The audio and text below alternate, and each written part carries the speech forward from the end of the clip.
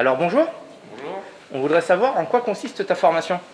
Ma formation, elle consiste à devenir électricien plus tard et avec une voie en BTS sûrement devenir ingénieur ou autre.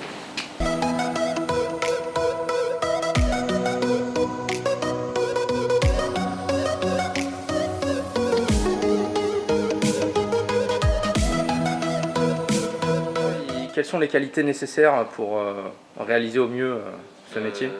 Être concentré, être à l'écoute de nos supérieurs et être rigoureux dans ce qu'on fait. D'accord.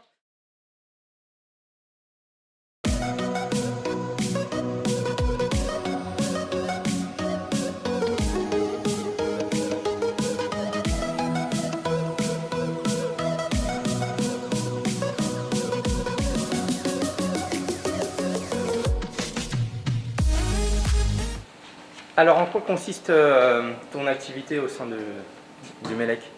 Notre activité consiste à, par exemple, allumer une lampe, donc de la préparation, de la mise en service et du raccordement.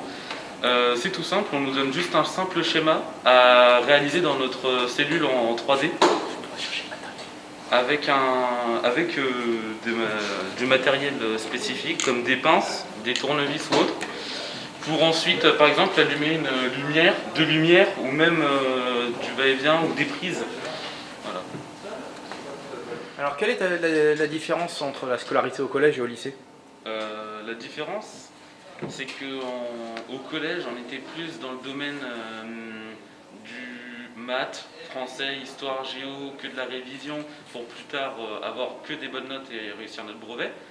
Et malgré d'avoir un petit stage d'1 semaine pour voir ce que ça donnait, nous, ici, en filière professionnelle, 3 fois 7. 3 fois 7. Vous avez 3 fois 7 semaines de stage, c'est ça sur le cursus du bac pro? Oui, exactement, à répartir dans nos 3 années en filière pro. Par exemple, moi je suis en seconde et au mois de mai, je vais devoir faire 6 semaines de stage dans l'industriel pour atteindre mon objectif et ensuite répartir les autres semaines dans mes autres années ici. Alors qu'est-ce qui vous motive à faire du MELEC? Ce qui me motive dans la filière MELEC, c'est que plus tard, après nos 3 ans et notre bac pro réussi, on aura un BTS, donc comme un bac plus 2 pour ceux qui sont en général, et ça peut m'ouvrir plein de clés pour d'autres opportunités de métiers dans le domaine de l'électricité et de l'informatique. Et vous savez quels sont les métiers qui s'offrent à vous à l'issue du bac pro? J'en connais pas beaucoup, mais on peut devenir électricien, ingénieur, informaticien et plein d'autres choses qui se résument à ça.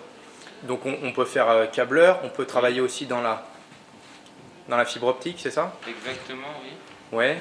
On peut faire soit de l'habitat ou soit de l'industriel, j'ai cru comprendre. Oui, exactement, c'est ça.